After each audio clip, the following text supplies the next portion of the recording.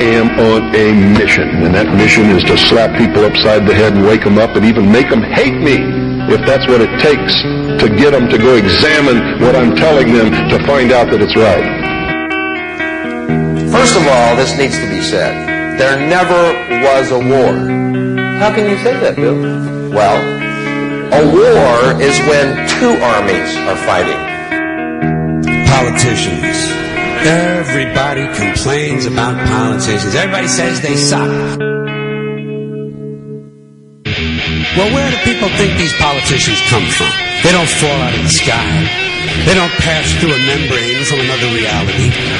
They come from American parents and American families, American homes, American schools, American churches, American businesses, and American universities, and they're elected by American citizens. This is the best we can do, folks. This is what we have to offer. It's what our system produces. Garbage in, garbage out. You know, and all these hidden agendas and just brainwashing and bizarre belief systems that are being thrown at us, you know, when they should all leave. Not only the good ones and the bad ones, they should all just leave and leave us alone.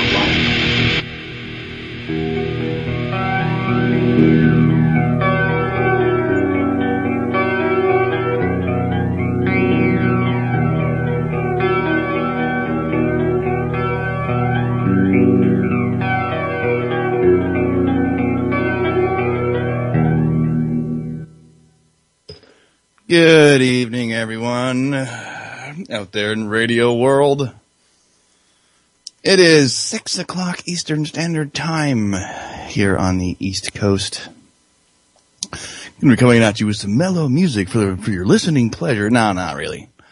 This is Justyn time. I'm your host, Justyn, and tonight I have my co-host, James, on again with me tonight. How's Mr. James? We're here. Upright and vertical, able to take in air, so we're doing good. Woo! I try to start my days like that every day. It's the days where I can't get vertical and not breathing. Those are the days I worry about my health. That's when you drank too much the night before and smoked way too many cigarettes. Muted. You've been muted. I don't even know. I hit them both, but I guess one didn't. Oh. Damn mechanical. Mechanical failure. We could rewind. Let's try this again. So how you doing, Mr. James? I'm doing all right. I'm upright and vertical. Yeah, that's good. Every day that we can do that's good, I guess. I don't think everyone should be upright and vertical every day, though. So, everyone, we have open phones tonight. So if anyone wants to call in and banter and throw around any ideas or just call in and tell us to shut up. Although we can't. We can't because we're stuck until 8 talking. So you're just going to have to deal with us making bad jokes and laughing at each other and talking about everything. So the number is 718-717-8296 if anyone wants to join in. And if I have you in my Skype contacts, you can just throw me a message and I will drag you into the conversation, kicking and screaming. So, now I got all the formalities out. Oh, wait a minute. UCY.TV. We're on UCY.TV. It's a weird day for me, man. And it's been colder than hell. And I usually like the cold, but when it's negative blah for ever, right now, I could use a 10 degree day. That'd make me feel good about myself. I like 10 degrees. 10 to 30. That's it got to decent. 4 today. Maybe your house, it was 1. 4 in Montpelier today. Oh. Yeah. Oh. Yeah. Oh, shall I pretend? Yeah, a little. And it was 30 degrees on last Saturday. So it's only been 5 days. Okay, well I missed last Saturday because I slept through most of it. Okay, no, it's not entirely. No, that was Sunday. I'm sorry. I'm confusing my days. Saturday, I was on with Saul at 10. Yeah, and then my power. Then I lost power for 4.5 hours.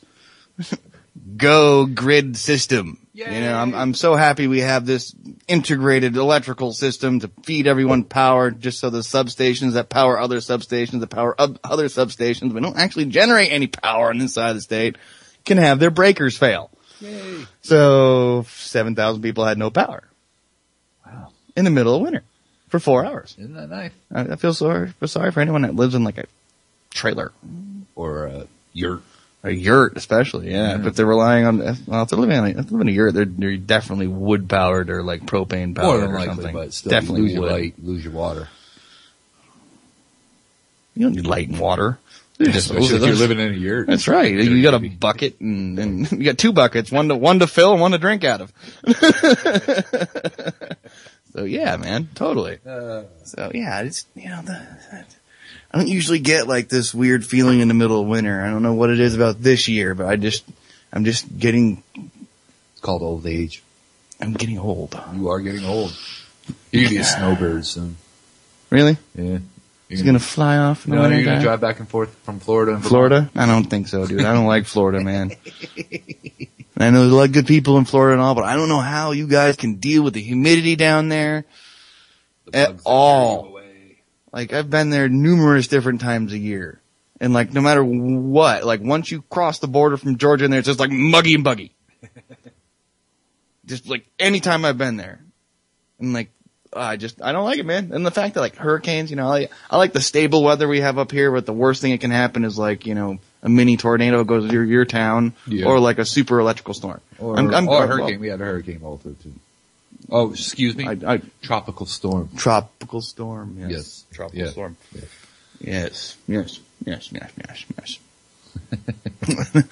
So yeah, I'm not going to be Mr. Drive to Florida and then drive back to Vermont. I don't live in a state that looks like a penis either. I don't know. Something about it. I'm from the dangly state. Okay, we're starting to get weird already. Get weird. We begin weird and get weird. We could make $1 million just selling bumper stickers that said that "Get Weird." Yeah, probably. People are stupid. They buy anything. I would just like to get I would like to get 1 million people to just give me $1. Why not? You could probably con them into doing that. Probably. I actually, speaking of conning people into doing things, there's something on Facebook like I heard about that you can get people to donate to this, that, or the other thing. And one guy I heard was, he's got issues, can't work, so he was asking people to donate money to his Facebook so he could get his car fixed. And people were doing it. Like, he made money doing that. I just think that's wrong that's basically panhandling. That's electronic. Well, it is. It's electronic panhandling. It's moved from the street to Facebook. So does it make Facebook just as dirty as the street? Yeah. If not dirtier. I wouldn't even have thought of like, oh well, I need money for this. I'm gonna go start panhandling on Facebook. Yeah. I'd rather sit on a street corner and make an honest sign that says, I want to get drunk. Give me $1. And people will give you money. I know. I think I talked about that last time when John Stossel did that. Yeah. And the most honest sign he had, he got the most money. Yep. Cause I'd give money to that guy who was just like, I just need a fifth of whiskey. I just want to get drunk. Not the guy who's all like, he's sitting there with like 4 teeth and definite track marks all over his forehead and anywhere you could stick a needle, he had it. He's like, I just need to get some diapers for my daughter. You don't have a daughter. You sold her already. Hold her in the bondage already. I wouldn't give any money to that dude. No. But if he said like, I just need to get another needle, I'm like, yeah, I'll throw you a quarter. It'd have to be like a dented old dirty quarter, something I found underneath the seat of someone else's car. One with a bullet hole in it? One with a bullet hole in it. That'd be like a great necklace. Nice little, Of course, I wouldn't wear it in public. You get in trouble for that. Federal offense. That's defacing our currency. Woo. It's already worthless. It was defaced the second they printed it. Defaced and debased. Man. So, I don't know what to talk about tonight. I did want to touch on some car stuff. Would be fun because we're really big on cars. Of course, that's pretty much our main knowledge base. Yeah, of real knowledge. Of real knowledge. Well, yeah, I guess. Like, we can if all in all, if we had to be called in court as an expert, that's the only thing we'd be called in court on. Would be. Well, I have another subject I'm pretty knowledgeable on, but I don't want to incriminate myself, so. That's fine. We'll just keep your fifth to yourself. I share my fifths. But yeah, I wanted to talk about cars for a smidge. Let's see how long it goes. But these hybrid cars. Your favorite? I hate hybrid cars. You love them. No, I don't. I don't like them at all. Not even like, I don't even work on a lot of them. I just don't like the concept of them. Cause it's yet another thing that people with money and corporations dangle in front of the sheeple's face and say, this is better for the environment. You know what I think of when I think of Priuses and hybrid cars? All I can ever think of is that South Park episode. Yeah, smug. Smug. Smug alert. Everybody was so smug with their head up their ass. But they're like that. That was the point of that whole episode. I get it. I mean, that was like one of the, besides the Scientology and Mormon episodes, which were true. Those are really good ones too. But that episode was very true. These people think, well, I own a Prius and I'm not doing bad to the world like you're doing with your big truck. It's like, well, he's a contractor. He needs a truck. Sorry.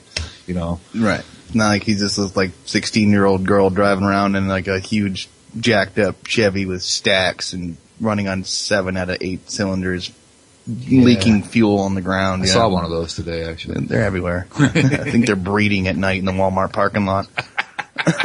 Pretty sure they are. And if they're not, their owners are.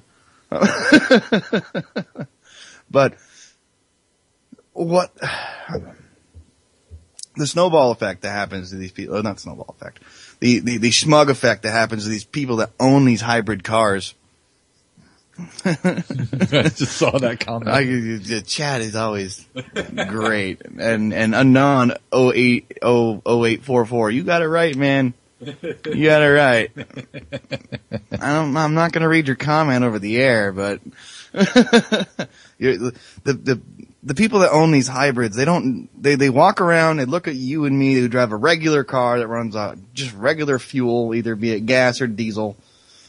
And they're like, well, you're polluting everything. And my car has such a small carbon footprint, and I'm so special. And I spent $47,000 to make sure I had this little roller skate with huge batteries in it. And a little screen that tells me my fuel economy. And I just like, and you are hurting the earth. You are such a bad person. I'm gonna put a ticket, I'm gonna write a citizen's ticket for a gas guzzler and put it on your windshield. Yeah. Yeah, these are the douchebags that get spawned when they buy a freaking Prius or the Insight or the Leaf. Well, the Leaf is all electric though. That's a whole nother. We'll get to that in a minute. That's all electric. We're just talking, the half-ass electric ones. So what do we have? We have the Prius, and then we have the Insight, and then you got the Lexus hybrids. The RS. Almost everything's got a hybrid. They have a hybrid Civic. They have a hybrid Camry. They have a they have a hybrid Chevy truck. Do they? I think so. Pretty sure. I know they have the flex fuel trucks. I didn't know if they had a full size. Maybe they're still developing, but the flex fuel one is even worse with the E85. It's even worse. Everyone's got a hybrid. Every manufacturer, that is. But they don't tell you like, oh, well, you're not going to be, you, the end user of this product, are not going to be generating all this environmental bullcrap that's going to kill us all because human caused global warming is going to take us all down. We're all dead soon. You watch. I've been watching for like 14, 15, 20 years. Yeah, something like that. Nothing's really happened. No. I'm wondering where global warming is because it's freaking cold here. Yeah, it goes south for the winter this year. But in manufacturing, we'll just call it like generic hybrid car. Doesn't matter who makes it. The battery alone, that huge $7,500 battery that sits in these things that have to be changed every 7 to 8 years, they're lithium batteries. Mm-hmm. Now, where do we get lithium? Strip mining! Yep. Strip mining for lithium. So, let me see here. All right, so let's talk about this so-called carbon footprint that you guys think you're better than us because your car is half electric. So, well, the strip mining company, not only did they go into probably some, I don't know, war-torn country out there across the Middle East. Or displace a bunch of indigenous people. Or do that. Mm-hmm. And then they bring in all these huge, leaky, diesel. Huge freaking machinery. And they go in there and they start ruining for acres this area and digging like, down, shit just everywhere when they're done.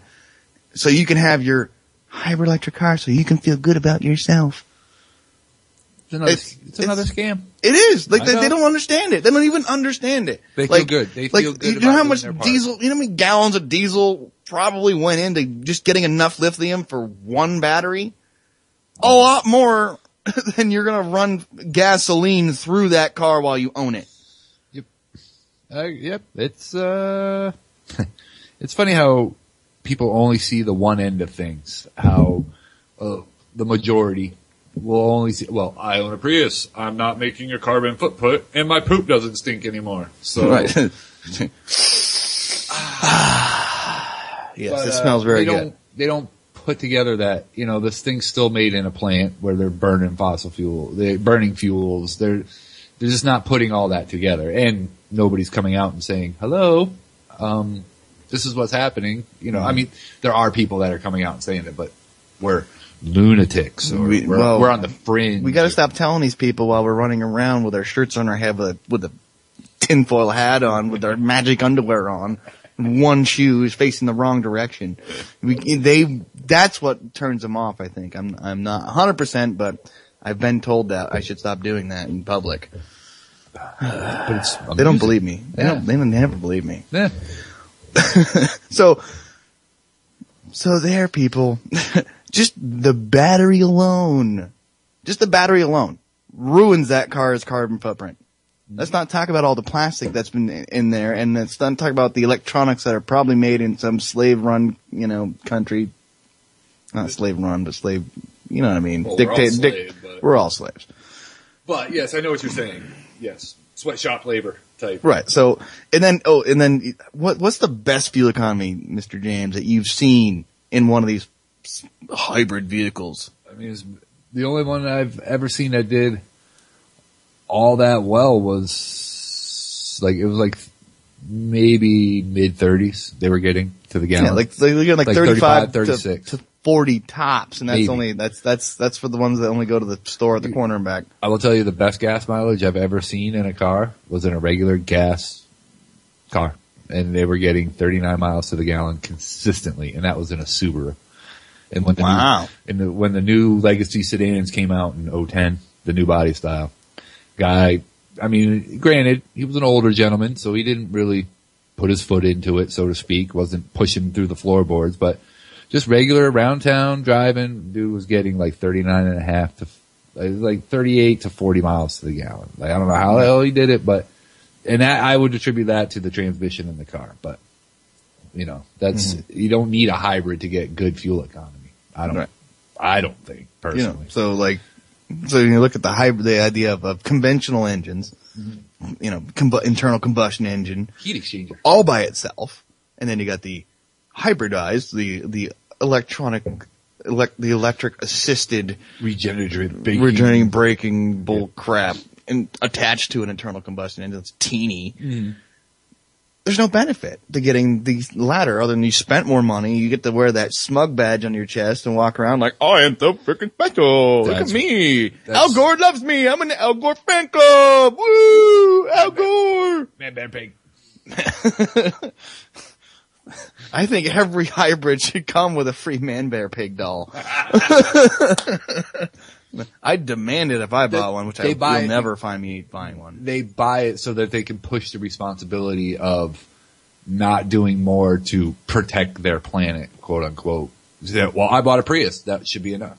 I recycle and I shop at Whole Paycheck and I drive a Prius. Like, these are things that they're doing to feel better about about what stuff is going on, rather than be part of the solution and changing real things that really are polluting the environment. Because there is definitely pollution going on.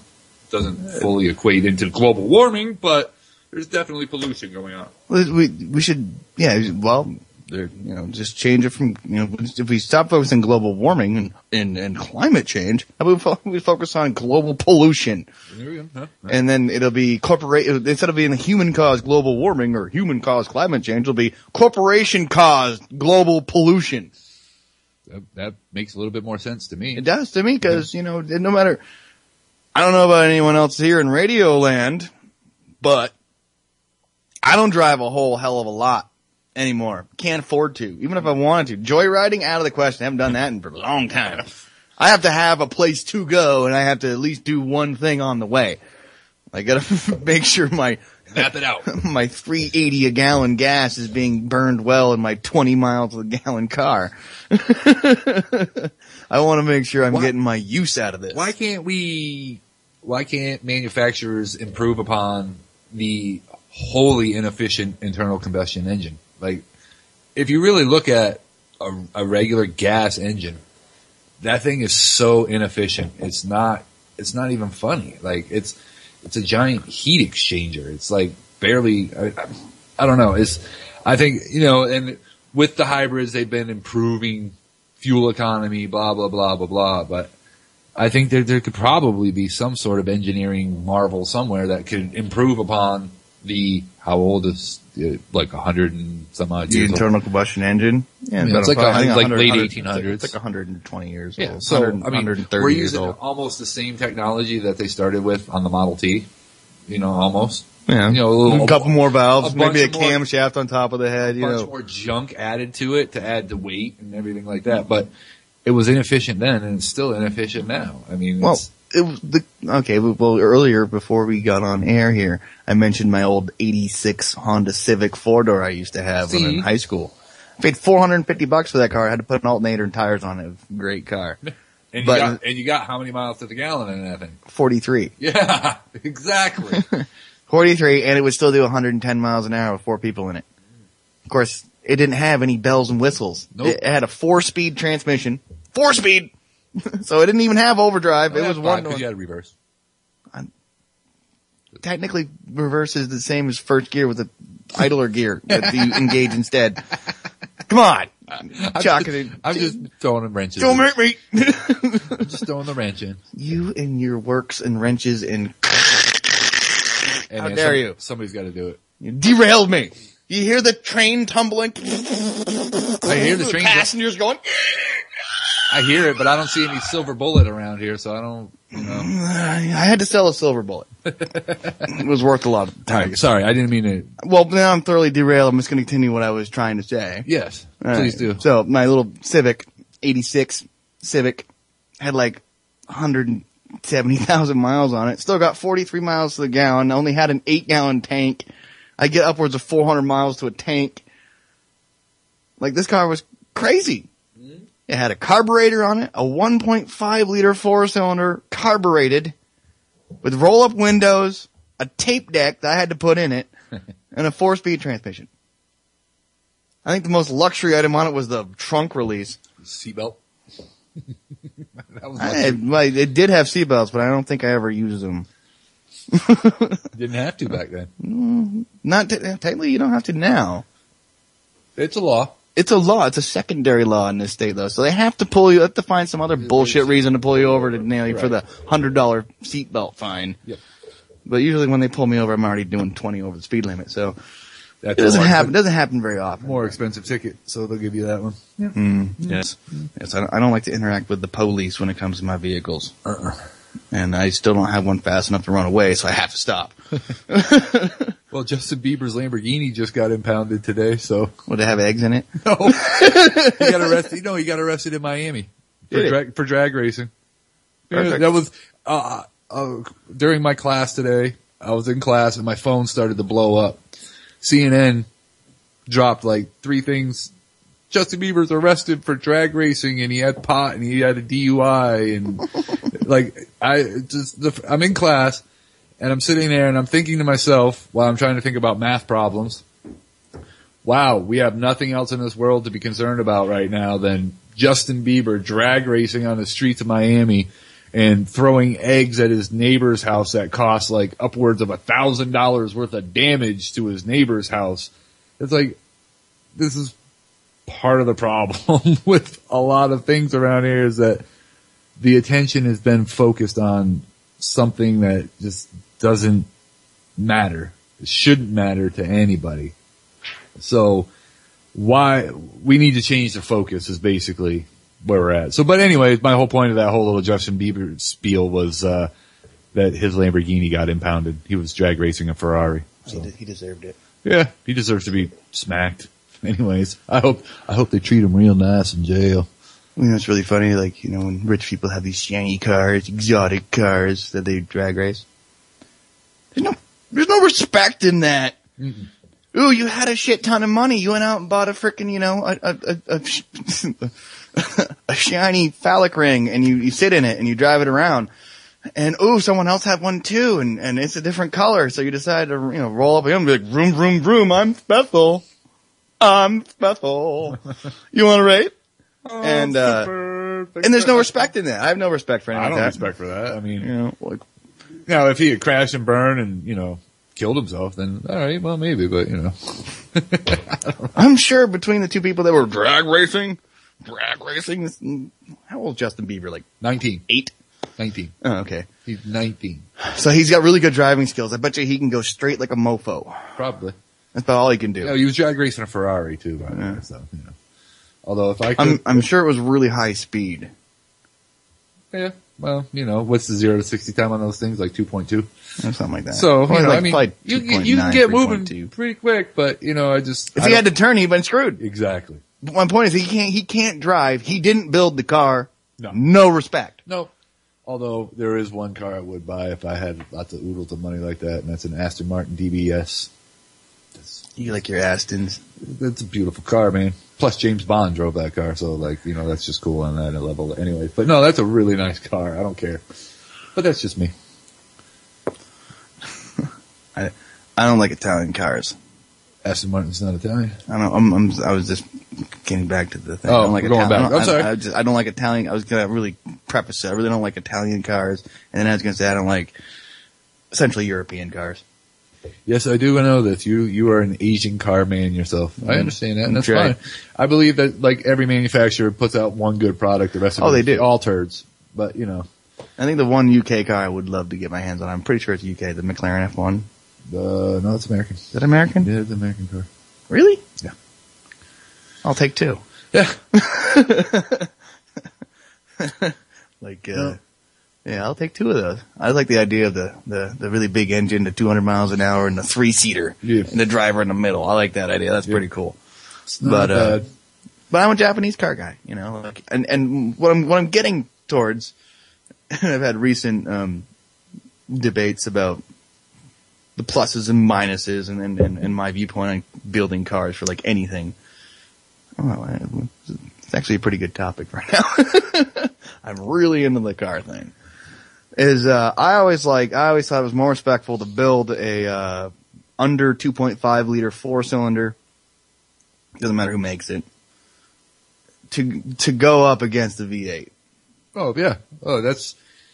But I get crap about that. Well, you turbocharged 4 versus naturally aspirated 8.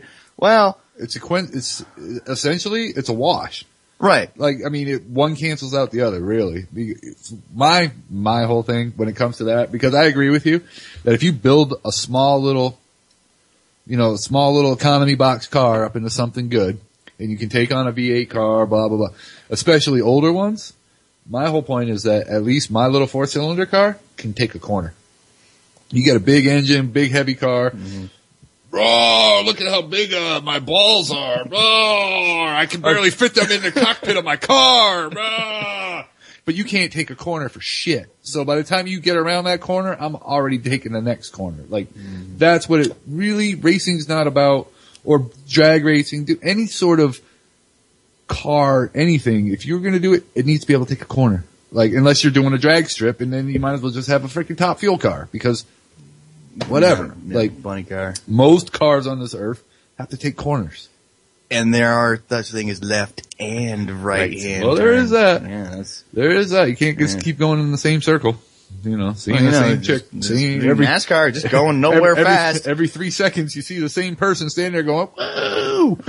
He's just a little drunker. Each time you go by, he's got a different can of beer in his hand. Although, but there is something I will say, after going to a couple of NASCAR races recently, like there is something to be said for, those guys are athletes to sit in that car for that long. The G-forces alone. Right. Kill you. There's that whole end of things. But if we're talking just car stuff, the amount of work that thought and work goes into those cars, like, it's impressive of what they do. I mean, and they can make these cars do over 200 miles an hour, which, that's saying something, but it is a big ass V8 engine, I mean, if you can get a old tech. It is. I mean, the only thing that they do to the cars differently is a restrictor plate, on certain racetracks, but that's one of my favorite races to watch are when they have to do the road courses. Cause, oh my God, they throw a left right after a right-hand turn. Oh my God! And then they always wreck at that first right. Yeah, I guess the road courses are kind of fun to watch. The short road courses are awesome. They just can't handle it. But yeah, you're right. I mean, there is something to be said for building up a 4-cylinder small engine to compete with a V8. I mean, you can crank out about 350 to 400 reliably out of a 4-cylinder with a ginormous turbo, but always got to be ginormous. Look at the size of the STI turbo and the WRXs and the Subaru. But those things are only pumping out 325. They're only pumping out 325 to begin with. I've the biggest, baddest car I've ever driven in my entire life, and it's not a muscle car. It's a 05 WRX STI, 505 horsepower to the wheels, out of a 2.5 liter 4-cylinder. And I'll tell you right now, there is no boost lag in that car. No. That car was light up all 4 tires in the first 4 gears. All 4 tires. That's way more impressive than any smoke show from any muscle car out there. And as for blowing donuts, people like to say that the rear-wheel drive cars blow the best donuts. Sure, I guess. But in the end, when you move away from that donut with your rear-wheel drive car, you just got one big circle. If you take a 400 horsepower WRX STI, put her in first, rev her up and dump it, it pivots around that driver's tire. And when you get done with that donut, you literally have a rubber donut on the ground. You got a big, huge circle on the outside and a little teeny circle in the middle from that front tire. And it just pivots right there. And it's just so impressive. If anyone wants to see one like that, it's really awesome. You should check it out on YouTube. Just look up WRX donuts. You'll find a bunch of videos. There was just one video of this dude. It was super impressive. This is the one that most impressed me. This dude could drive. Not only could he beat the crap out of his car, but he could drive. He did a perfect donut in two parking spots. It was within the lines of these 2 parking spots. Nice. It was right on the white lines on the outer lines. Holy crap, that dude knew what he was doing. He'd been doing it a couple of times. I'm sure the tire store likes him. More than likely. So as we go on this rant, I'm gonna bring it back to where I was going with this fuel economy Prius bull crap, and we'll tie in the Justin Bieber thing. Because Mr. Bieber, I don't want to call him Mr. Bieber or Justin. Let's call him something else. JB? Yeah, JB. No, because those are my initials, so no, we can't do that. We'll call him, D-Bag. D-Bag. Okay, in D-Bag's car, he just bought it. He can't drive. He doesn't even have any life experience or road experience or nothing. In my book, he's worthless. Not even worth looking at. Pop an eyeball looking at him. So you have no respect for him because he had to have that car. He spent a lot of money on it, and good. He got arrested because he was stupid. He didn't run. He had the car to run. If me and you had that car and it was registered in his name, do you think the cops would have impounded that car? Hell no. Well, yeah, probably. They would have. It would have had 4 tires and a really screwed up front end by the time we were done. After a 6-hour chase and we ran out of gas. It'd be a crumpled wad or something. I'd hit the ejector seat and I'm gone. But not only is building a car respectable, once you know what goes under the hood and how your car functions, and if you take it to the next level where you're programming the engine management system, you can literally, my WRX, it wasn't running the greatest when I was racing you back in the day. Me and Mr. James used to do some back roading. German power. Yeah, Jap power on my end. Yeah. So anyway, I could, in my WRX, I looked up the specs. I found the thing that just linked all what it had under the hood and the program and everything. When it was running its best, it was 378 horsepower. When it was running its best at 15 pounds of boost out of a 2-liter 4-cylinder. And I could go wherever I wanted at super high amounts of speed, broadside, blowing all kinds of donuts or, making the tires spin, chirp, and whatever. I get 90 miles to a tank. 90 miles to a tank, man. It was nuts. But I could get from here to, pretty much halfway across the state. Cause no one really knows where I'm at and where I'm going, but it's usually a 2.5 hour drive in a regular car going regular speed, and I could get there in like 40 minutes. Just gotta stop for gas twice. Gotta stop for gas. Well, I got there on a full tank. I had to gas up before I left. But this is where I tested it, and because it was programmed so well, and with the large turbocharger and the large intercooler, it actually had what they call turbo lag. So, the turbo wouldn't actually start boosting until I got to about 3,800 RPM when it would start to spool, and it wouldn't hit peak boost until about 4,400. Now, under that, you think it had no power. Well, it felt like a regular car. It felt like a 200 horsepower, 230 horsepower car-ish, so it had enough pep to get out of its own way and whatever under that. I could get 33 miles a gallon with that thing if I just drove it normal. Going from 90 miles to a tank to about 340 miles to a tank, just depending on your foot input. I wonder what the Chevette used to get for you. It's in the citations in there in that book. Grab the book. The citation's pretty much the same thing. I'm fairly confident. It's just a little bit heavier and a little bit longer with 2 more crappy doors that don't work. Chevy Citation. I don't know why they said that was the worst car ever. I didn't think they were that bad. Well, no, not the Citation. I was looking at this Caprice Classic. Oh, yeah. That thing had a V6 in it? Yeah. The 2.8, right? Or the 3.1? Displacement. 2.7. 2.7. Huge. V6. 18 miles to the gallon. Woo-wee. Good thing we got hills around here. Zero. Coast it. Guess the 0 to 60 time. 22 seconds. 9.6. Oh. Jeez. There was a car in there that had 0 to 60. It was 47 seconds. It was one of them cars. And I'm like, that had to be are you kidding me? The Reliant Robin. Yeah, I think that's what it was. Well, 0 to 60, 19.6 for the Reliant Robin. Wow. That's, yeah. Even Priuses are 12 seconds. I hate driving those things. So, fuel economy is all about how you... The AMC Eagle wagon got 20 miles to the gallon. And remember that car. That thing was a giant brick of steel going down it had some wheels underneath it. It was definitely god-awful ugly with its fake wood paneling, but still got 20 miles to the gallon. And that was 1980 when gas cost what? I don't know. 60 cents a gallon maybe? I don't know how much it cost, but I don't know. I was just kicking and screaming around 1982 in this world. So. Well, that's true. You are a young pup, ain't you? Woof, woof. I'm not that much older. I'm just a little teeny puppy. I don't like it. Oh, there we go. The Chevy Chevette. I didn't have a say. Okay, so Chevrolet Chevette. Top speed, 91 miles an hour. Wow, it did 90? Yep. Holy crap, you can almost go back in time with that thing, as long as it had a flux capacitor. 0 to 60 was 14 and a half seconds. Mm-hmm. It had a 1.2 liter in it. Inline 4. 1.2. 1.2, yeah, it's but, huge. But guess, this is the number that gets me though. 34 miles per gallon. Really? 34? 34 miles per gallon.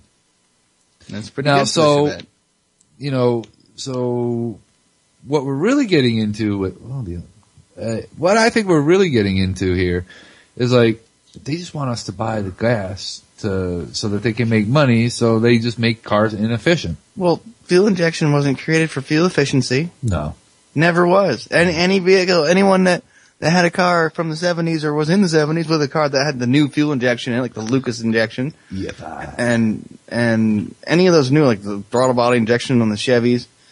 And they went for, you had no control over fuel economy at that point, at least with a Carbosaurus, as I call them, because they are prehistoric now. You could make adjustments on the jets. You could change stuff out. You could make adjustments on the carb. You could actually get more power or more fuel economy. And with these newer fuel-injected cars, like you literally have to have a secondary piggyback engine management system wired into your main engine management system, plugged into a laptop like my WRX was, so I could manipulate all the numbers. A Tucker torpedo, 1948. Tucker torpedo. Yep, 1948 to 49 was when they made this car. 20 miles per gallon. See, look. Like what's that? I don't know. It's like as you dig deep in anything, and I don't care what subject you dig deep in, like we're digging in cars because this is what we know. But it's just completely designed to screw us. Really? They sell you on a new product. It's just selling you on a new product. Everything's a new product. Fuel injection was the big thing back in when in the 80s when it first started, or late 70s, early 80s when it started coming out.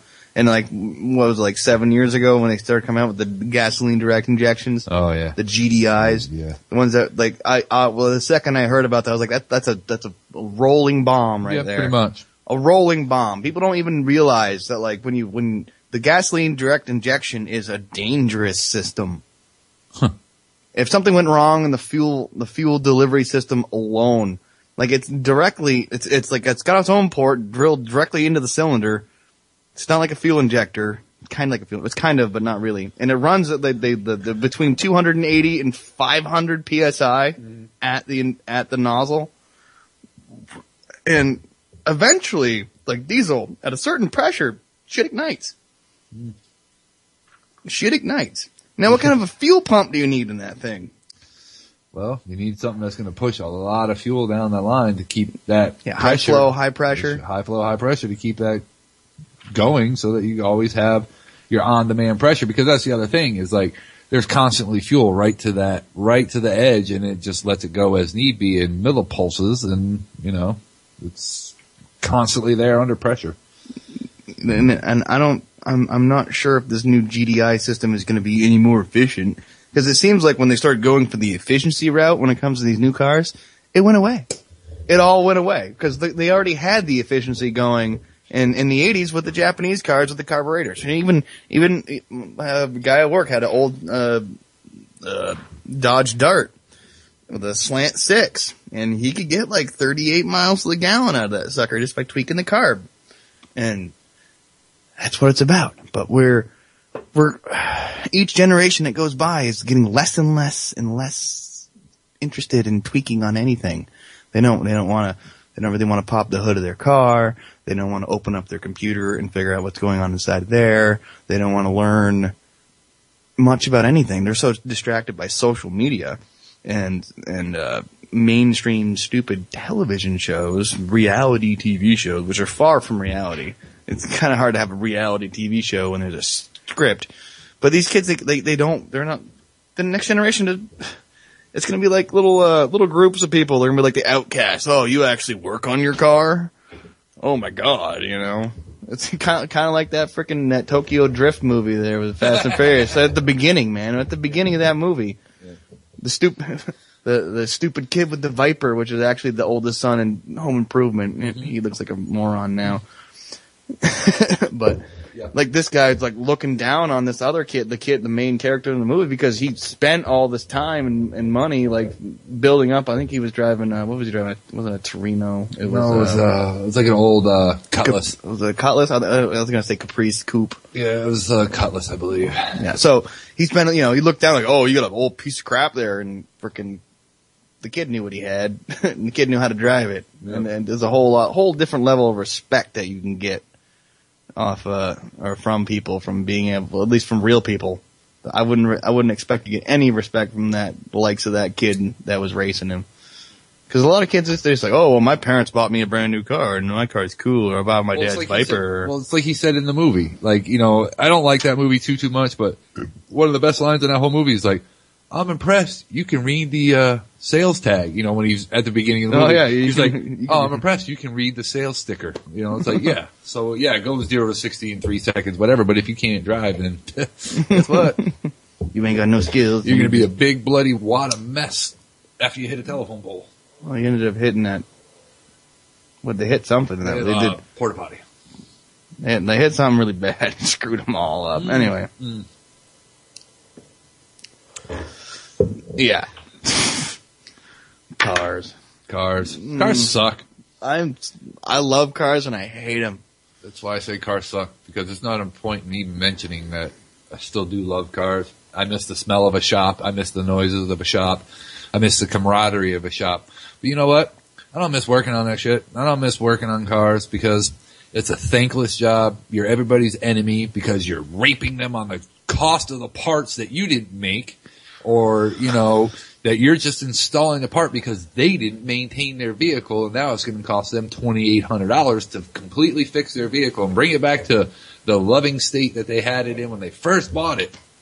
It's like we're everybody's whipping boy. We're from the customer to the boss to coworkers to parts people to like a mechanic is like almost one of the worst jobs you can have. You've got to be a glutton for punishment if you're going to be that job. And nowadays, you know, and people don't realize that we're like doctors, okay? We're doctors, we're plumbers, we're electricians, and my favorite part to add to that is a therapist, because you got to listen to somebody bitch and moan about, oh, when I first got my car, it got 32 miles to the gallon. Now I'm only getting 29. That's bullshit. Why? You need to fix that. It's like, well, it's wintertime. Gas is different. Like there's a whole lot of things that play into factors. So you have to be a plumber because you have to find leaks and repair leaks. You have to be an electrician because you have to find and fix electrical problems. You have to be a therapist because you have to listen to... You to massage the freaking customer. Yeah, well, you have to get all the information out of a customer because they don't tell you everything. You know... Well, then you have to also be an interrogator at that point. Well, you know, so... And a massager, like I just said. A massager, so you got to be a CIA operative on top of all that because you got to interrogate. So, it's just really a thankless job, and I'm quite glad I don't do it anymore. I'm still stuck doing it. I know. I deal with it every day. 2014, man. Year of changes, bro. It is year of changes. You never know. We'll find out after I get my debt slave check back. We'll figure out the next move. But yeah, being a mechanic used to be like a real respectable job. Yeah, seriously did. Because we're also like. What customers don't realize, they only look at the bill. And they don't realize that, like, well, we're actually looking out for you and your family's safety 90% of the time. The other 10% we're trying to... Well, I wouldn't say... The way I always approached it, this is just me, my approach was always, do I want to be driving down the road when this pile drives by me and blows a tire or blows a ball joint or the hood pops open and they careen across the road and take out my wife and kid? Like, that's how I always approach it. Because to tell you the truth, that customer doesn't give two shits about me or you or any of the other guys that you're working with. All they care about is their car and the inconvenience that you're costing them by having their shop their car in the shop for 4 hours because of this, that, or whatever. Like, so my whole thing was, I don't give a shit about them. I care about me and my own and my friends and my close family, and that's who I worried about. That was how I approached it. And I was told that was wrong, but, you know, that's why I don't work on cars anymore. There's a lot of reasons, but that's one of them. Yeah. You know, when it comes down to it, I don't care what job you really have. I mean, we're speaking on this because this is what we know, but I'm sure most people feel thankless in their job. You know what I mean? That's an overall bad thing for everyone because it's like, you know, I feel that job is really hard, but you know what? Sitting in a tractor trailer bouncing down the road for 18 hours a day, it can't be that easy either. You know, sitting behind a computer desk for 8, 9, 10 hours a day. I'm pretty sure I might smash myself through the monitor. I don't know. Any job is hard. I just think some jobs are a little less respected than others is kind of where that comes down to. And it's a damn shame because, you know, nobody should be less respected than anybody else, really. Well, yeah, I don't know. I'm kind of at a loss for words, which is strange. But, you know, just being shat upon by the customer, by your boss, by the parts manager, you know, everyone constantly questioning you. It's like, I'm surprised that there's not more mass shootings by mechanics in this country than there already. I've never heard of a mechanic snapping and going off. I only hear about, PTSD guys. Or people on medication. Mm-hmm. Yeah. The one thing that hasn't changed in our industry is the wages. They haven't changed for 20 years. Well, no, yeah, okay. Yes and no.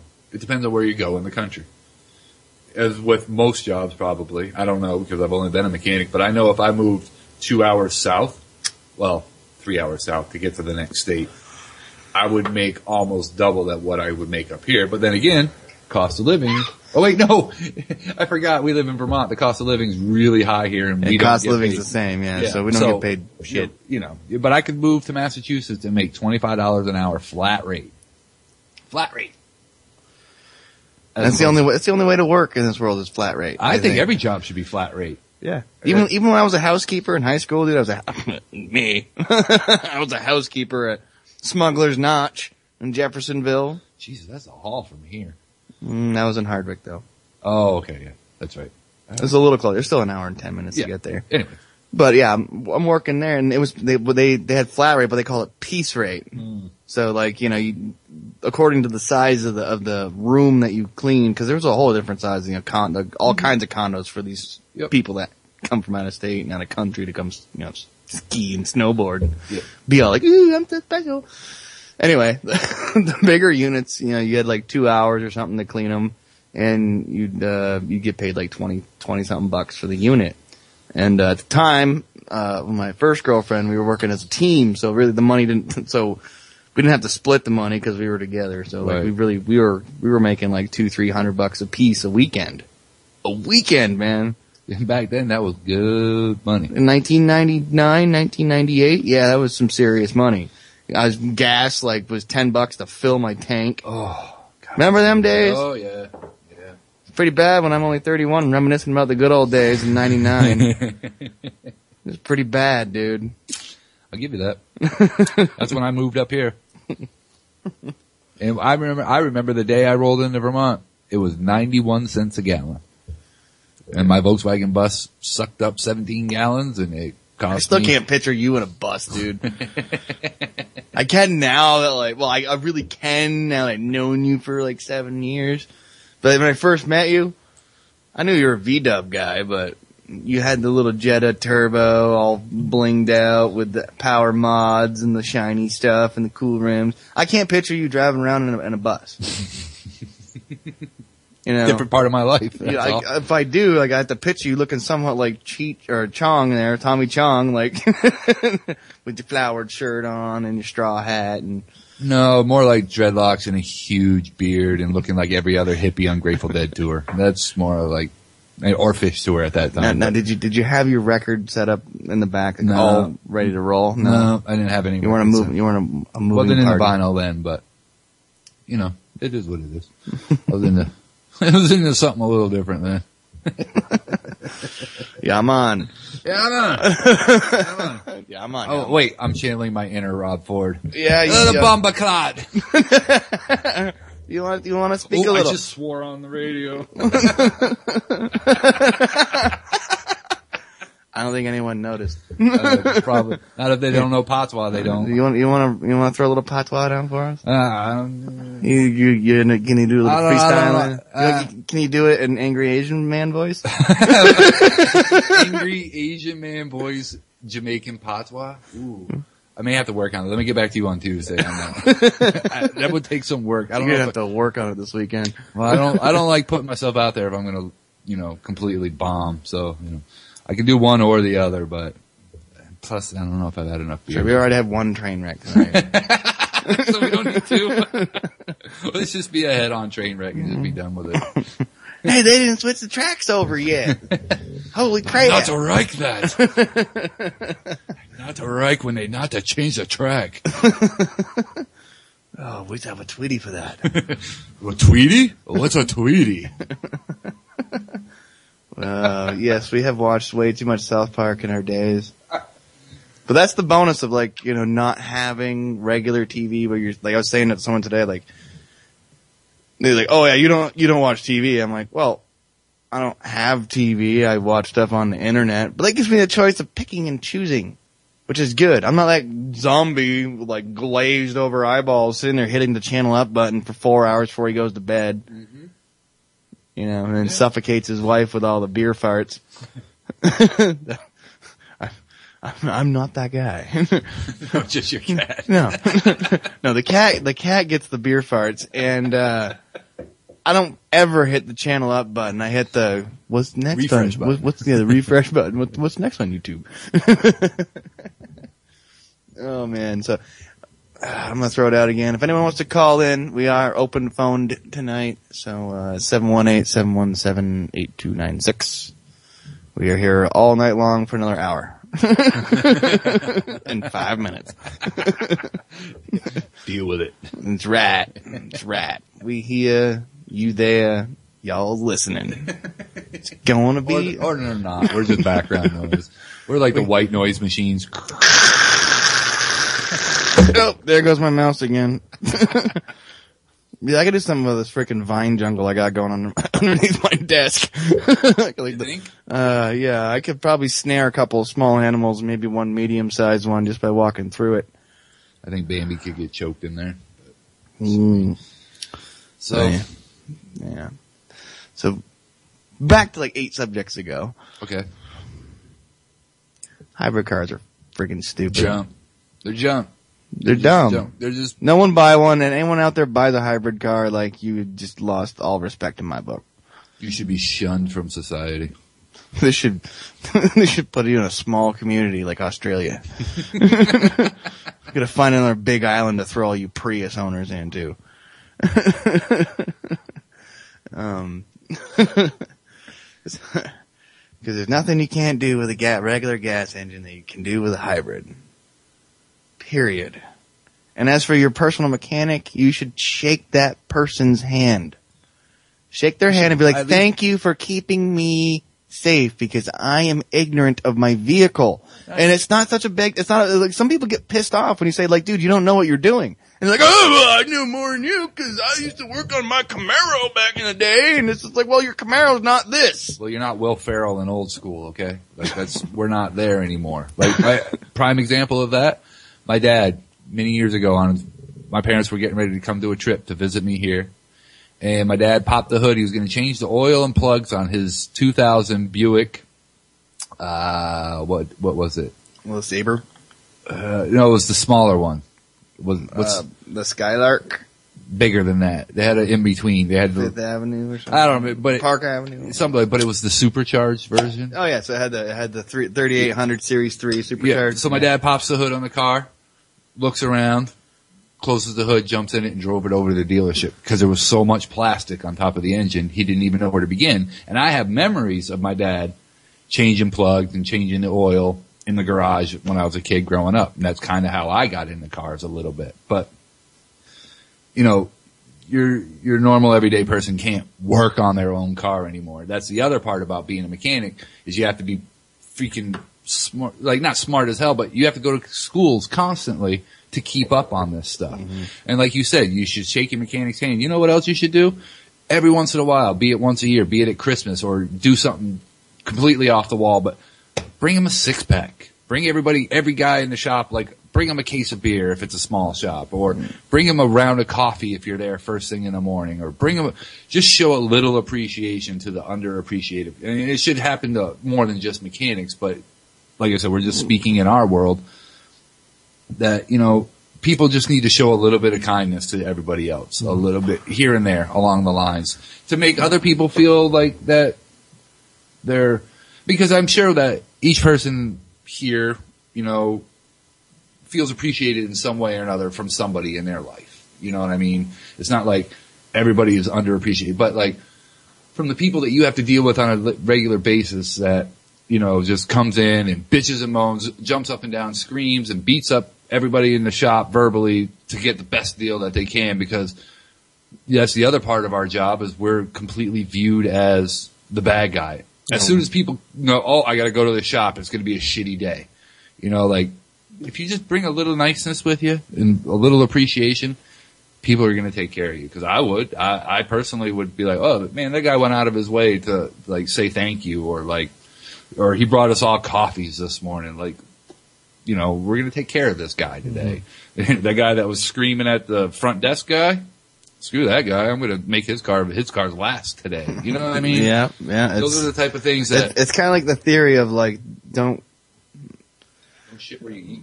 Well, yeah, they got a restaurant. You know, don't talk down to the service staff there because they're gonna mess up your order. They're gonna get spit in your food. Personally, that's why I never send food back. Oh, I never do. I never send food back. You know why? And I've worked in numerous kitchens. That's all I did as a teenager, was I worked in kitchens. It's just like the movie Waiting. It's just, like working in kitchens is just like that. So I don't know. It's a strange set of circumstances that I find us in these days, where it's the me society, and we're all electronically connected to everyone else, and nobody has anything to say important. I don't think people even say anything to each other hardly anymore. Well, I mean, it's like the kids. You see the roaming droves of high school kids that are texting to each other in the same group they're walking in. True. You know, what's that all about? Laziness. I guess. You know, what else would you call it? I got a feeling, you know, and you know, if evolution is definitely the way what we evolve. I got a feeling we have about 6 more generations before we don't talk. Our vocal cords won't grow in anymore. So we're gonna look like Neo from the Matrix when his mouth all like yeah. We're gonna evolve into something without mouths. All right, we won't need to talk. Interesting. It's going to be right around the same time they start implanting those chips in your brains, so like the cell phone chips, so you can just talk with your brain to other people's brains. Interestingly enough, my instructor at my class today, he's been wearing hearing aids for 25 years, and he's got this little thing he wears around his neck. And he was telling us today, he's like, I love technology. Why? My TV is Bluetooth compatible. Guess what? It's wired directly to his hearing aids. His cell phone, directly wired. It's Bluetooth. Anything that's Bluetooth enabled goes right to his hearing aids. That's pretty awesome for deaf people, man. I would think that if you have a hearing, like that's I can see that as a technology plus. I would see that as that, but it's like, it goes along those lines of like, wow, man, like, you know, like, I don't know. It's, you're right. I don't think we're going to have to speak soon because it's all going to be. Well, they want to have the chip society. And the first step right now we got is like chipped as in like technologically connected to each other. Mm. You know, right now we got the Google Glass. But I even went out and looked up to see what they cost, man. The freaking price of those things are astronomical. What is the price? It's like $2,000. Really? That'll be down to about $900 by Christmas. Right. When are they getting released? I don't know. I think they're already released. I know that some people I've seen. I'm just going by the ones I saw on eBay. Oh, okay. So, you know, like $2,000 for the kit. Okay. And I'm just like, so, what's the bonus in having that? Cause, you know, I don't like the NSA surveillance crap. But a Google Glass isn't much different than the cell phone attached to your hip. You know, I got mine in one of them Otter boxes, and you got a camera on both sides of the phone anyway. The microphone's on both sides of the phone anyway. The speaker's on both sides of the phone anyway. So, and any application, like when you download an app, and the free ones are really bad for this, but they have all those permissions, you know, like connect to your network or you know, change your settings, you know, take photos or go through your memory card whenever they want. You say yeah, you know. And how many applications people don't read those disclaimers? And they're like 25 pages long. And then you look at the ones that are even if you don't ever download an application on your phone ever, they come with applications with those permissions already there. You signed the contract saying this phone is for you, and you don't have to download anything that's already on your phone. Mm. So they can hear and yeah, it's not exactly seeing what you're seeing. You know, it might be, you know, off to your left. Or you're right. And, and they can already see and do, like, so what's the point of not, Google Glass for me, like, it'd be bad for me, okay? For one main thing. I'd be walking around work watching a movie all day long. Well, okay, but let's change that up just a little bit. You're at work and you're stuck on something, or you need to reach into a repair manual. Pull it right up there on Google Glass. You don't even have to stop working. That's right. No, I have a bunch of PDFs from Subaru manuals already on my phone. So, like, all I have to do is be like, it's right there in front of me. The wiring diagram's right here in my face. In my face! I know what I'm doing. I see it. I just see it as, like, I want in a lot of tech, like, like my instructor with the Bluetooth hearing aids. Those are awesome. Like, I would say that if you need hearing aids and that capability is there, hop on it, no matter what the cost, because it's going to be beneficial.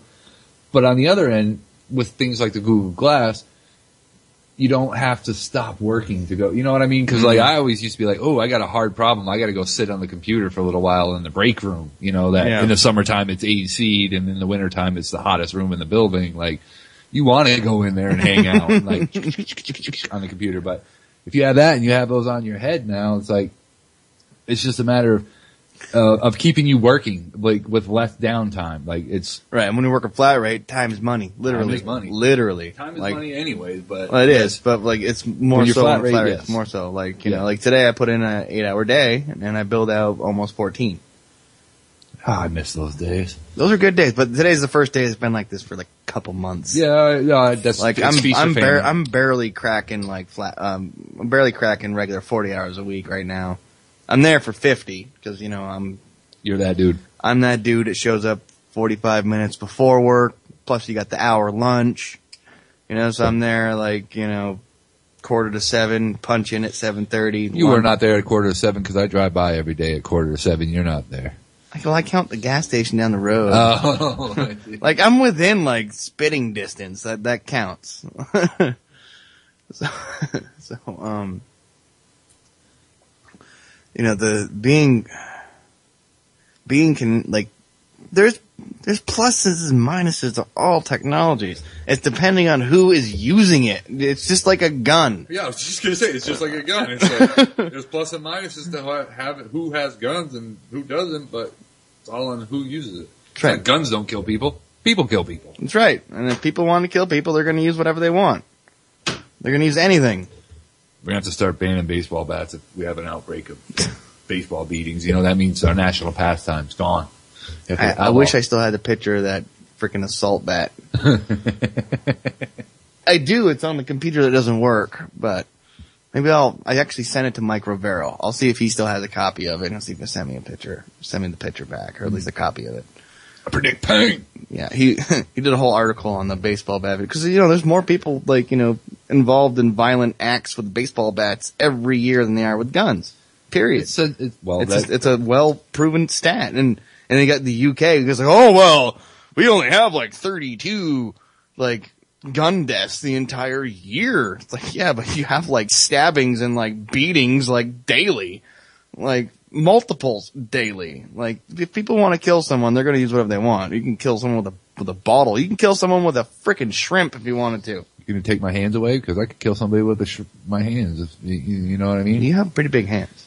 Not really, but I got short, stubby finger. I'm like Homer Simpson over here. Damn my short stubbies. Lisa Simpson. Lisa's Homer. Well, you can't play saxophone because you got short, stubby fingers. I can't ever know. Oh my God, curse my stubby fingers.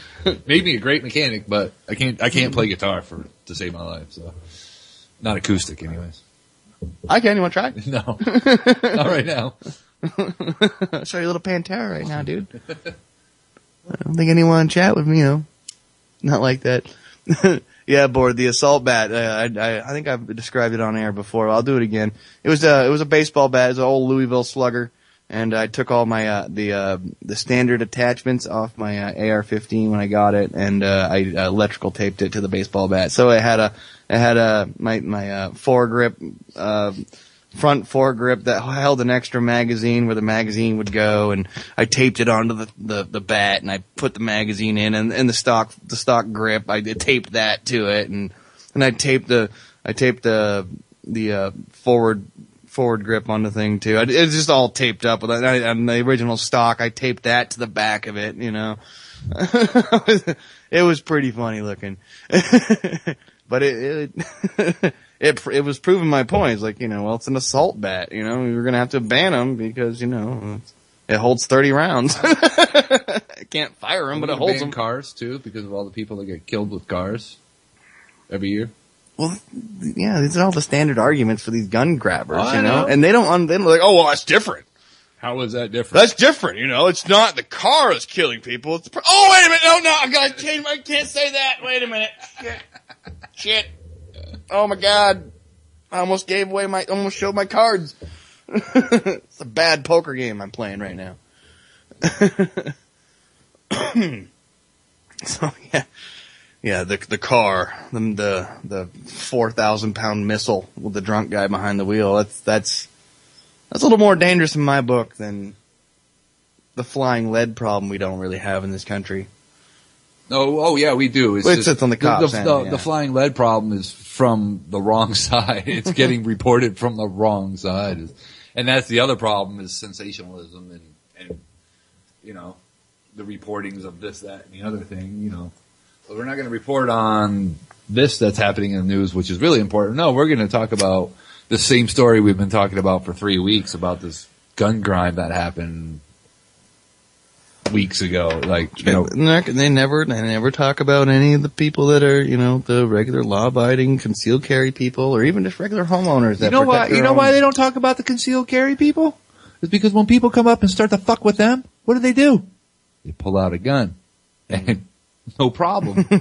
Problem ends right there. Exactly. When you're looking down the wrong end of a 40 caliber Smith & Wesson M&P, like, you're not going to cause any more problems. You're going to say yes sir, no sir, or yes ma'am, no ma'am, and you're going to back away. I'll just be leaving now. Yeah. See, and that's the whole right there. I don't know. I'd even carry around a crossbow if I could. I wouldn't stop somebody from messing with me. Granted, I can't reload real fast. I'm pretty good with it. I can load kind of fast, but I'm pretty sure like a crossbow is a little more. There's a good thing about arrows and archery equipment. I'm pretty sure they have a higher penetration rate. I say I can, and I can pull my ammo out of your head, bring it, reuse it. Yeah, you don't see gang members ripping bullets out of people afterwards. No. Give me my bullet back, bitch. You know how much I paid for that bullet? I don't know either. It's all stolen. It's mine. Someone paid for that. We are all over the place. Just another Thursday night on the radio.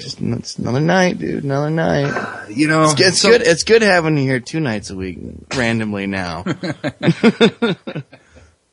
Because I was thinking today, I was like, you know, I don't know what I'm going to do tonight.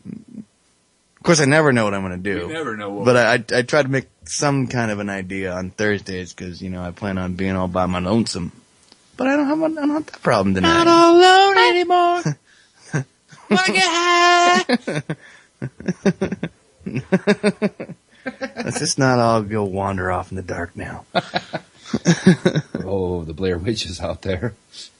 I hated that. Oh my, what a hypey movie. The scariest, you know, we're going to go off on a Blair Witch tangent real quick. I have a Blair Witch story for everyone out there that wants to hear. Whether or not they want to hear. You have no choice. Well, you have a choice. You can turn us off or turn us down. Yeah, you can just find another network that's not as cool as this one. So there. Anyway, here's you'll see why you need to come back to UCY. That's what you'll see. So, my Blair Witch story, man. You remember the freaking commercials they had for that and all the hype for that movie? It was the scariest movie ever. And it's the guy that shows those screenshots of that girl, like, with the camera half showing one half of an eyeball, going like, I'm so scared right now. Went and saw that piece of crap. This is like when they started changing movie ticket prices too, so it was like $13 a ticket. And like the local stupid little hole in the wall 2 movie theater. Me and the first girlfriend went. My friend Mike was hyping it up. saw all the freaking trailers, and it looked good. It looked good. Yeah, it looked good. Went and saw the freaking piece of crap. Sat there for like an hour and 45 minutes, bored out of my skull. Scariest part of that movie was going back out to the dark parking lot with a flat tire. I was just saying the scariest part of that movie was paying $13 to see it. 26, so I had to pay for the coffin too. Of course, when you guys were making money together, she didn't spend her money on that stuff. No, she didn't. She was actually, another tangent. She was actually the kind of girl that liked to buy the expensive stuff. Yeah. You know, where she'd go out to the mall, and when we lived in LA, she'd go to she'd go down to Rodeo Drive to feel special. Cause she was one of them special people that needed to have beautiful things and beautiful stuff. And she went down to that open air walk-in frickin' ritzy, snooty, smug people mall. And she comes back with a small bag. A small little white bag that said Origins on it. There was like 8 little bottles of things in it. I was like, what's that? So I got a bunch of really awesome like makeup and stuff. It's from Origins. It's really awesome. How much that cost? $480 freaking dollars for a small bag of makeup. I'm sorry. She bought 2 bras too, and those were $90 a piece. So most of that was bras. Well, half of that was bras. The other half was makeup. Yeah. I was like, "Are you It's kidding?" like a third of rent out there. It was she spent like a paycheck and a half on a bag. Yeah, on a bag of makeup and 2 bras. Mm-hmm. And I was like, "Are you kidding me?" Nope. Like, and this is everyone. This is 14 years ago. I couldn't believe it. I couldn't believe the amount of money people will spend on name brand crap. It was just crap, dude. I don't even think she ever wore the makeup. She just bought it for her collection. It's like, who collects makeup? Lots of people. Same people that collect shoes, handbags, sunglasses. Well, I remember like back in the late 90s, early 2000s when P. Diddy or Puffy or whatever freaking name he's going by, he used to have a guy in his entourage that walked around with him that carried a briefcase with sunglasses in it. That guy's job that he got paid to do was to walk around with Puffy's briefcase full of sunglasses. Little shiny combs. The only reason that dude was famous because he rode on somebody else's coattails that was way better than him. But let's not go into hip-hop culture right now. Yeah, I don't have any knowledge on that because I was never a hip-hop guy. But whatever I got was from the 30 minutes of like MTV I watched before school in high school. You know, we didn't even have MTV at my house, dude. When I was growing up, we had like one of the first satellite dishes in town, right? In like 97 or 96, 97. It was a Fuji Jitsubo setup. We had a 14-foot dish in the back. And watching TV sucked on that. You got all kinds of stations if you sat there and waited for the thing to turn and move to find the next satellite. And, oh my God. Like,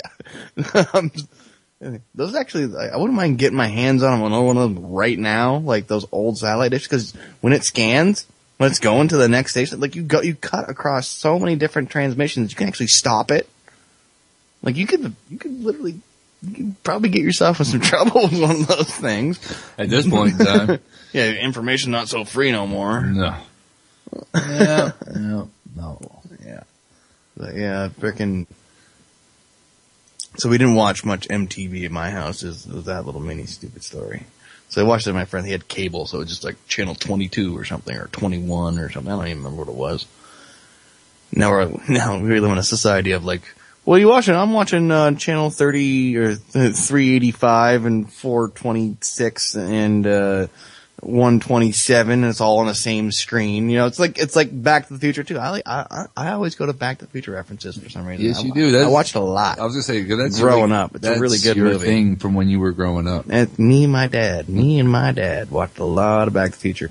But there's a scene in Back to the Future 2 where Jennifer from the past is hiding in Jennifer of the future's house. They're in Glendale, and Marty Jr. comes in and like turns on the TV. He's like, I want to watch the Weather Channel, 142, 435, 342, 22, blah blah blah. And he's got like 6 freaking channels going on this huge TV, which reminds me of this TV I'm looking at right now. Now, what's funny about that is you can do that now. You can, yeah. Like you watch, if you order the NHL, NFL, or the MLB package, or the NBA package from your provider, however you get your TV, if you get TV. It's your dealer. It is.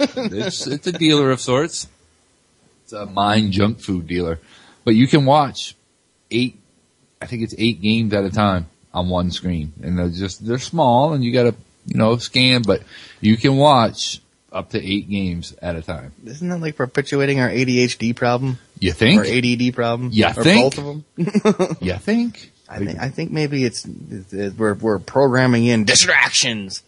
We're gonna not only in the future is no one gonna be able to talk, they're gonna be looking around all the time trying to see the next little thing move. Like, squirrel! Cat! What's that? Oh my god!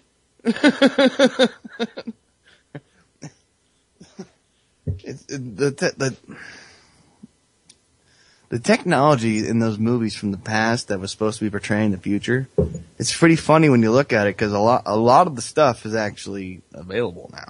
Well, some of it's here and gone already. And that's what I was getting at. Some of it's already gone. Remember those little, it was before, like DVDs and MP3s got big and it was after tapes and after CDs. The little, what do they call? They're the little cartridge things. They're like compact flash disc kind of, but they were called, I can't remember what they were called.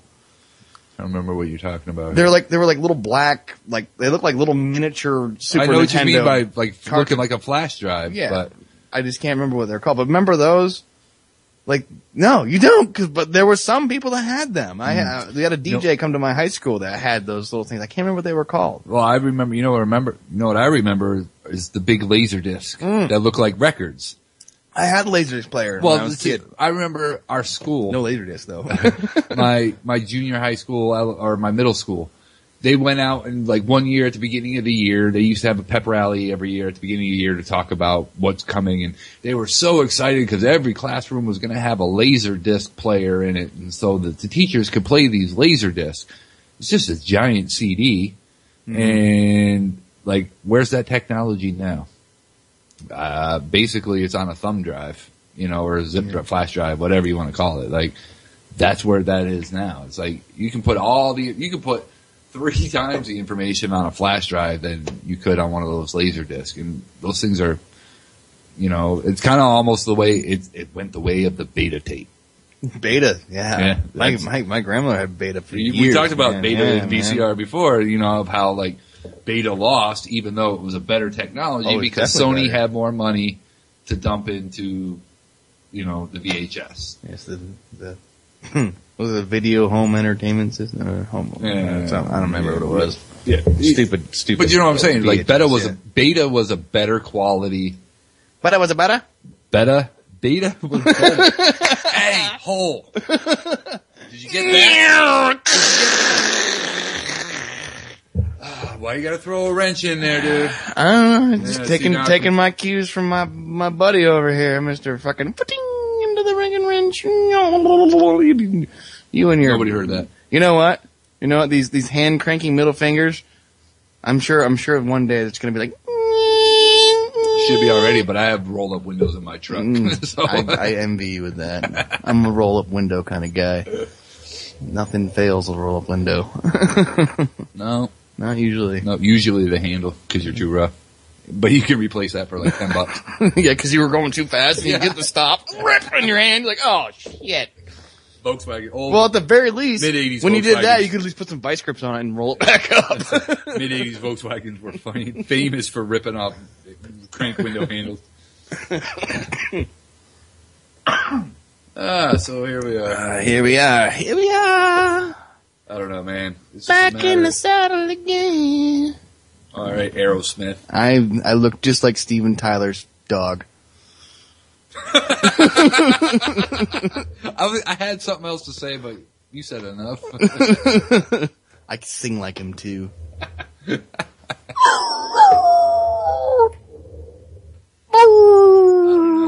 I don't know. Like, we're just having fun tonight. If anyone wants to call in, don't hesitate. We're really, as you can tell, we've been sitting here waiting. We haven't said a word. No, wait a minute. Yeah, we said a couple. We've said a lot of useless words. We're just filling time. We're filler. We're filler. We're the inside of a pot pie. We're the filler. It's meaty. Just meaty stuff. We got the gravy going on too. Yeah. So, it's really bugging me. I can't remember what those little freaking cartridge things were called though. Like, did they look like Atari cassettes? Yeah, they did, and they were small though. They were like a compact. Why don't you put it out there to chat? I was keep peeking over there. No one can seem to remember. They're too busy talking about Nazis. That's fine. They're everywhere, dude. I swear. On the video games or on TV. I used to love that video game. The one where you get to shoot the Nazi zombies? Yeah. That was a lot of fun. Oh, that one and Resident Evil. No, Wolfenstein? Wolfenstein. Yeah, that dude. That was like the ultimate first person shooter back in the day. Yeah. Great game. Wolfenstein 3D. And you get to kill Hitler after like 4 levels. Remember when video games used to be like... You could beat him in a day or 2? 4 or 5 levels. If it was hard, it was 3 days. Now it takes you like 3 years. There we go. We got a call coming in. Woo! We got a call coming in. Who we got on the line tonight here on Just in Time on UCY.TV? What's up, caller? Hey, this is Vegas Vinny. What up, Vinny? What up, Vinny? What's up, folks? We're just having enjoying fun. what appears to be an overcast sky. Overcast, or is it just, there's a sun up there somewhere, but there's so many chemtrails that you can't see past it? Well, it looks like the result of aerosol spraying to me. You can hear the jets flying over. They've been flying maneuvers all day. Do you taste metal in your mouth? Do I have metal mouth? Do you taste metal in your mouth? No, I don't have that good a taste. I've been smoking for 30-something years, I think. That's probably a good thing, because you'd probably be tasting 40. Probably be tasting a brake pad right now with all that spraying that's going on in there. So what's up, Vinny, man? It's only been forever and a day since we talked, man. A week. All right. Not even like a day. Loving it being out west. It sucks for you guys, everybody back east. Oh man, 15 degrees. Y'all can have it. 15 degrees. It was minus 14 when I left my house this morning. Really? You sound like that's surprising. It's Vermont weather, dude. When I say it's been negative 32, that's uncommon. That's about 10 degrees colder than it usually gets. It got all the way down to 40 degrees here last night. Oh my God, Vinny! I bet you were bundling up. You look like an Eskimo walking around frickin' Vegas. Bet you everyone in Vegas did, actually. Is this like a snow convention here? Everyone's wearing like down jackets, parkas, and winter boots. I imagine next month it's going to be some cold nights down there in that southern Arizona desert. It still gets cold at night. I mean, when you're even 40 degrees is chilly when you're sleeping in a tent. I will admit, dude, like out there in Nevada, the temperature is really messed up. Like I said before, like I've been, went to Reno like a year and a half ago now.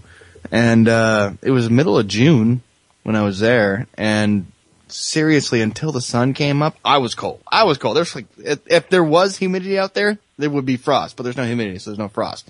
But it was like, 28 to 35 degrees until about 10 o'clock in the morning, and then it was like 70. Yeah. It was like a switch. Bang. Boom. And that's the northern part of Nevada. When I was in Vegas in, 2002, summer 2002, I couldn't stand it, man. It was all, and you know what I hate about cities, man, and out in the desert? It's pavement heat, dude. Pavement heat is the worst. You know what I'm talking about? Bounces right back up at you, doesn't it? Oh yeah, you got coming straight down on you, and you got coming straight up underneath you. And if it rained for like 2 seconds, or if someone spilt, or like Like some kids were playing with the fire hydrant because they thought it was a good idea, and there's some water there. It is so muggy, and it's almost like I've literally, on like one of the hottest days in LA, I've always wore Converse, and I had to walk like 16 blocks to this place that I was going, and 16 blocks back, and it was like 117 degrees outside, and the pavement was so hot. By the time I got back, my soles were almost melting. They were like reforming to my foot. I had to get new shoes. Fun. I love the rainstorms out here as a kid in the summer. Pretty awesome. Hey, just want to call and say hi. I'm gonna jump out. Y'all be cool. All right, hi, Vinny. Thanks for calling up, dude. Bye. Keep it real. Right on. Peace out, bro. That's fun. I always like it when Vinny calls in. That was funny.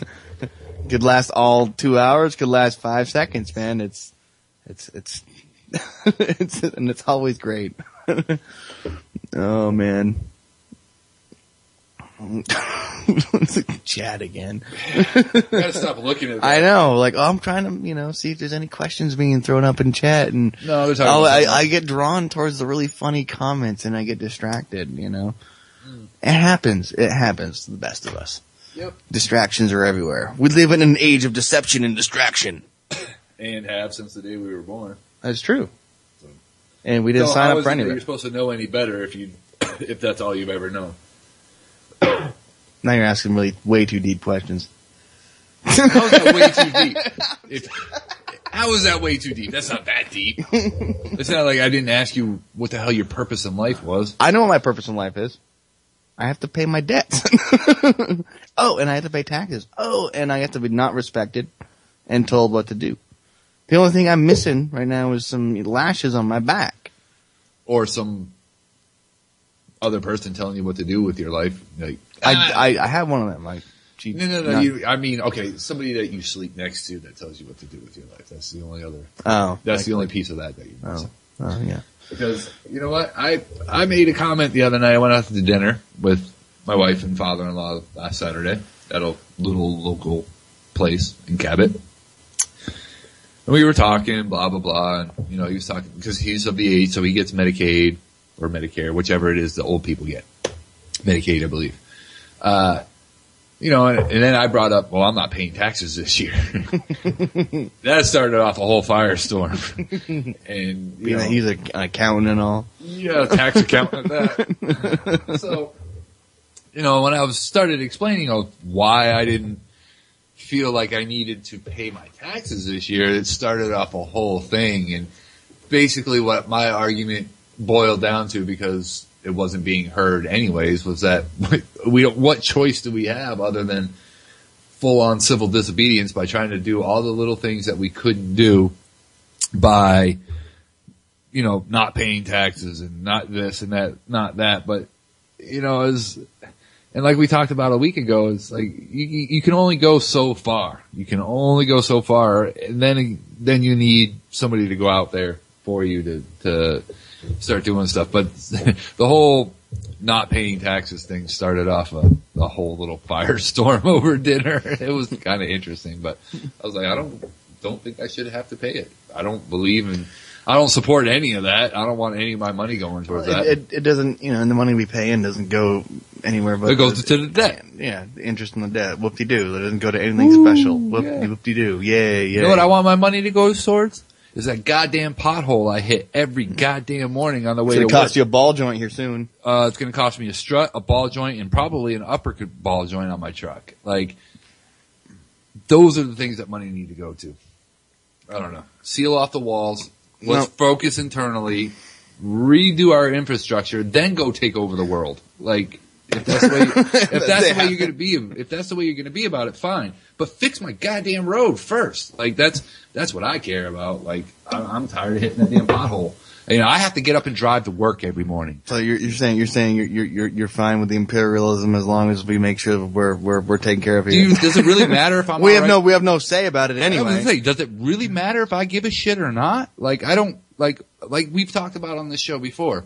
We need to focus as locally as possible because that other shit, There's nothing we can do about that. Like, what are we going to do about the imperialism in this country? We're going to stand here, we're going to jump up and down, rant and rave, and bitch and show a bunch of videos and complain about it online all day on our whatever venue that you have. You're going to sit there and complain about it. But sitting in your mom's basement complaining about it isn't going to do anything about it. Like, that's the problem. You need to get as local as possible and start I called my representative last week and said, there's a pothole on our road that is, people are getting in accidents because it's 3/4 of the way into the travel lane and you have to go into the other lane to avoid it. And it's about 3 feet deep. Like, the ground underneath that hole is gone. Guess what I saw yesterday? There was a state truck out there throwing hot patch into it. Not that I'm saying that I had anything to do with it. I'm sure probably many other people. One of the many straws in that camel's back. Right. But, we need to go back to, not that I agree with anything that our government has ever done, ever, but we need to go, back to, I think it's the New Deal stuff where, the CCCs were built. We need to work on our infrastructure. We need to work on ourselves first. We're a fat, overweight, obese country that's just throwing weight around. There's so many things that need to be done locally, and there's so many people on the government, in the government trough feeding like happy little pigs. And they'll just sit there, and the government's like, well, fine, we're just gonna, let you sit there, and everything's going to shit. Bridges, roads, even railroads, they don't use all that much around here anymore, but the point is there's so many things that could be done. They could create more jobs, just fixing crap. And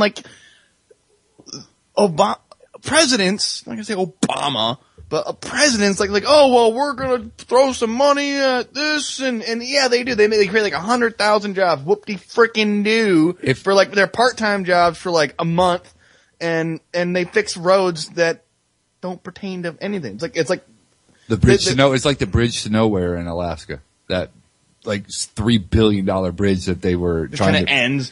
Yeah. It connects two pieces of property that doesn't need to be connected. It was just it was a pork barrel project. Just to do But the thing is, think about this. If every state, every locale worked on their own personal infrastructure and we started there instead of at the top, started there, things would be much better across the board. And the other part of that, though, is getting out and doing something. And instead of just sitting on my ass bitching about it, I'm trying to do something about it and trying to involve myself and get out there. That's the crux of the message, I think, is that you need to get out there. And sitting here and pointing out all these great facts and all these truths, if you want to call them truths, they're our truths. My truth different than your truth. Exactly. The truth is all in your perception.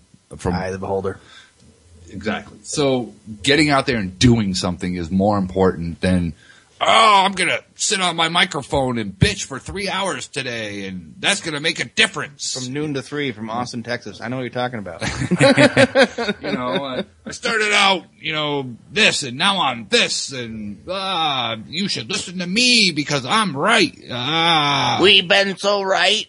You need to buy my DVDs. And seriously, guys, I want you guys to come over to my house and buy my DVDs. I need more beer money. So I got Metallica's DVDs. I got old school. Let's whip together a documentary in 2 hours on the computer and bang, we're done. We'll just string together a bunch of shows, a bunch of other people's comments, piece it all together, connect the dots for people and be here you go.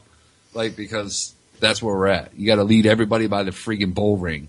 No one's willing to stand up for themselves. They're more than willing to sit around on the internet, on chat boards, bitching and moaning and complaining and picking on other people and bullying other people into their opinion, but they're not doing anything about it. And it's an irritant to me. It's like a different level of trolling.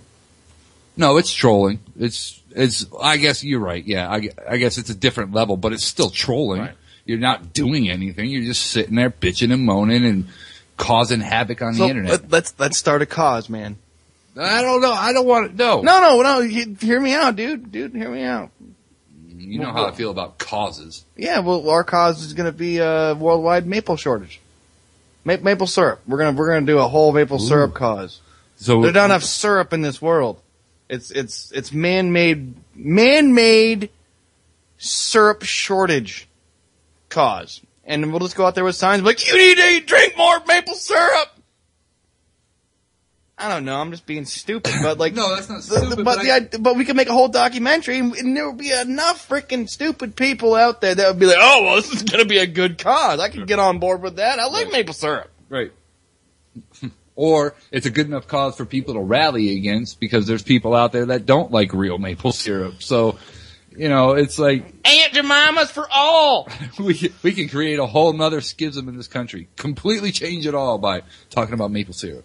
Or we could go to the next level too. We could start a whole rally and protest in front of IHOP. Be like, you're not using real maple syrup. They do though. You have to ask for it though. You have to ask for it, but they do have it. So we could get the Northeast because we're the biggest producers of maple syrup. We could get the Northeast to withhold. Let's take this a step further. Let's get the Northeast to withhold all their beer. So now we're going to really hit people where it really fucking matters. Well, is in their beer. I hope that I still get my hibernators.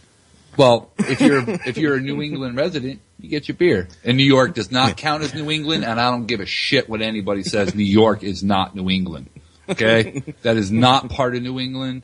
It is what it is. What's your reasoning on that? It's New York. It's New York. Yeah, look at it. Well, okay. You want to really? I want.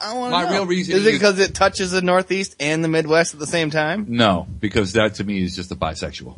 I was going to say a priest, but even better. No, I was just going to say because throughout history, people from New York, or let me rephrase that, not people.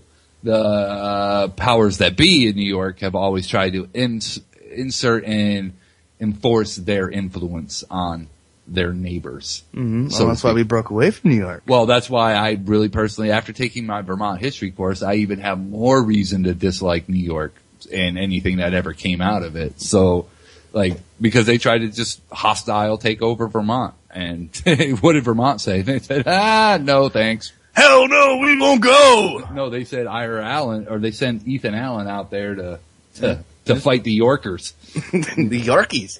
Pretty much. Teeny. Yeah, so we just need to start rallying. That's my whole point in my year of change speech that I've had this year so far is that we need to get off our asses, get off the couch, get out of the basement, get out of the treehouse and start doing shit. We need to start moving around, getting the voice heard beyond our little circle. We need to get out there, and it will be difficult. It'll be rough. You're going to get yelled at. You're going to be hated, but like a bad case of herpes, we got to start spreading. Pretty much. Or, it's like, if you don't like what you're hearing, like what we were listening to while we were having our pre-show conversation with Coop on in the background is, if you don't like what I'm saying and you're pissed off, it's probably because you're one of the sheeple. That's what it is. If you strike a chord with somebody and they get angry, it's because they know somewhere within themselves that, oh man, I really do need to start doing something other than watching my shitty football team play or my shitty the people that are addicted like the Gold Rush show or those reality TV shows. Or the internet. Or anything on the internet. Cause that's just as big of a problem as those people watching sports all the time. You sit at home in your mom's basement on the internet trolling everywhere, talking smack wherever you go. That's a problem because you're able to hide. You gotta get out there. You gotta put your face out there. You gotta be heard. That's where I'm getting at. It's time to take it out of the basement, people, and move on and get out there. Because otherwise, all this shit we talk means nothing. We're preaching to the choir to anybody that listens. It's the preaching to the choir, like yelling in an empty room. I feel like I'm yelling in an empty freaking Carnegie Hall. Nobody's hearing a damn thing we say. This would be a good part for the echo effect. Yeah, well, it would be, but that's what I've been seeing. get out there, do something, Well, look at Doty. Look, Doty does it like every day, man. Right. Doty Exactly. is very Good point. Doty is out there, and she is a part of her community. They have a group. They have a cell network. They have an online network. They call each other when something's going on. Like when we had her on. Like, like the other thing is like the Million Man March that they have in D.C. Like, why can't we get 1 million of us together? You know why? We can't agree on nothing. Well, there's that, and nobody wants to go outside and do anything. The sunlight hurts. I won't be able to touch my keyboard for 3 hours. Oh my God. I won't be able to pick on this dude. I won't be able to make fun of this guy's show. I don't care. I'm not gonna. Usually that will start with like, so what time's the rally? 5 to 9? Well, man, I have to leave at 6:30 because there's this one thing I have to do every My mom day. wants me home for dinner. Like, for real. Like, I mean, or honestly, like I have to go troll this guy's show because I do that religiously every week. right. I do every this day. just to be a pain. This is my I'm job. being paid. Like, that's a problem to me is like, everything that we speak about is all well and fine. Like, it's great. We have a small audience of people that agree with us, that are like-minded. They don't agree with us, but they're like-minded. But what are we really doing? What are we doing? We're not doing anything. That's why they don't give a shit about us speaking what we speak. As a people, man, we're not doing shit. I could say everything in the world mean on this microphone, but the moment I say something bad about the president or the administration or something like that, taxes, then we get flagged. But and it has to be really bad. You have to like commit threats to get looked at. But doing this is great. I love this venue. I love speaking here, but it needs to go beyond this. And I propose to anybody, if you got something that you're doing out there, I wholeheartedly support you. And if I could be there, I would. If it's close, I would be there. Like, these are the type of things that we need to move on to. We need to become active. Well, it's like we were talking on Tuesday, like the protesters in this area, they don't let anyone know. Well, there's that. They don't. So, like, if you really, the people that really want to have some kind of rally or protest movement, like, they need to really get the word out there. And I don't mean like go on your Facebook. I don't use Facebook. Okay, I'm sorry, people. I hate Facebook. I have a Facebook account. I have like 300 and something friends on there, but they're all people that hated me in high school. Mm-hmm. Every single one of them, or family that talks behind my back, that's expected from family. But I don't do Facebook, and I don't do Twitter. I don't agree with the social networking that people are corralled into. Social networking disconnects you. It's another thing. It keeps you in front of that keyboard. That's the other thing. And I'm more of an out in the real world kind of guy. So if people want to actually get some kind of get the regular working man, blue collar, wrench turning, mop pushing dude out there in your rally and connect with them, it's called a piece of paper and a tack.